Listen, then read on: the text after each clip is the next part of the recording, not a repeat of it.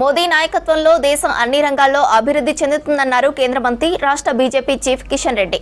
హైదరాబాద్ నాంపల్లిలోని BJP state ఆఫీస్లో party ఆవిర్భావ దినోత్సవం వేడుకలో పాల్గొన్నారు. నెహ్రూ తర్వాత 3 సార్లు ప్రధాని అయిన ఘనత నరేంద్ర మోదీదే అన్నారు. గత 10 ఏళ్లుగా రాష్ట్ర ప్రజలను బీఆర్ఎస్ మోసం చేసిందన్నారు.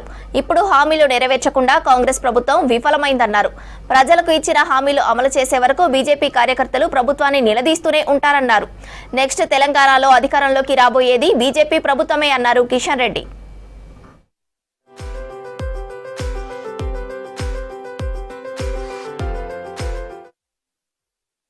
నరేంద్ర మోడీ గారి నాయకత్వంలో ఏ రకంగా అన్ని రంగాలలో దేశం ముందుకెళ్తా ఉంది.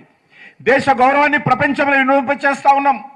ఒక పేదవాడి ఇంట్లో టాయిలెట్ నిర్మాణం నుంచి మొదలు పెడితే చంద్రమండలంలో చంద్రయానం వరకు కూడా విజయవంతంగా నరేంద్ర మోడీ గారి నాయకత్వంలో భారతీయ జనతా పార్టీ ప్రభుత్వము వరుసగా అనేక విజయాలు, అది ఆర్టికల్ 370 కావచ్చు, రామ జన్మభూమి కావచ్చు, త్రిపుల్ తలాక్ కావచ్చు, జాతీయ రహదారులు కావచ్చు, సైన్స్ అండ్ టెక్నాలజీ కావచ్చు, ఆర్థిక సంస్కరణలు కావచ్చు, విదేశీ దౌత్య నీతి కావచ్చు, అనేక రకాలుగా భారతదేశము నరేంద్ర మోడీ గారి నాయకత్వంలో భారతీయ జనతా పార్టీ నేతృత్వంలో ఏ రకంగా ముందుకెళ్తుందో మనం చూస్తా ఉన్నాం.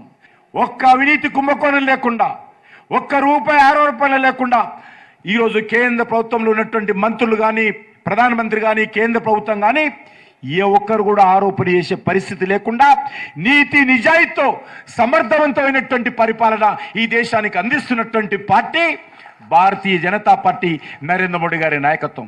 ఇక్కడ ఉన్నటువంటి ప్రజలకు సంబంధించినటువంటి న్యాయసమ్మతమైనటువంటి సమస్యలు కానీ ఈ పార్టీలు మరి పరిష్కారం చేయడంలో విఫలం పొందారు. అందుకే ఈరోజు తెలంగాణ ప్రజలు భారతీయ జనతా పార్టీ వైపు చూస్తూ ఉన్నారు. అనేక రకాల హామీలు ఇచ్చారు, గ్యారంటీల పేరుతో తెలంగాణ ప్రజలను మభ్యపెట్టారు. కానీ ఈరోజు ఏ ఒక్క సమస్య కూడా ఈ కాంగ్రెస్ పార్టీ పరిష్కారం చేయలేకపోయింది. ఈ రాష్ట్రం నుంచి బీఆర్ఎస్ పార్టీని ఓడించడం కోసం 10 సంవత్సరాలు పట్టింది.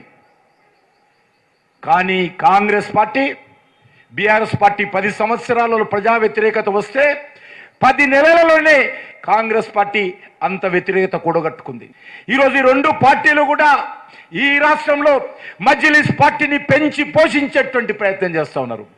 మజ్లిస్ పార్టీ యొక్క ఊడిగం చేయడం కోసము ఈ 2 పార్టీలు కూడా పోటీలు పడి బానిస మనస్తత్వంతో ఈరోజు మజ్లిస్ పార్టీని పొంచి పోషించేటువంటి ప్రయత్నం చేస్తా ఉన్నారు.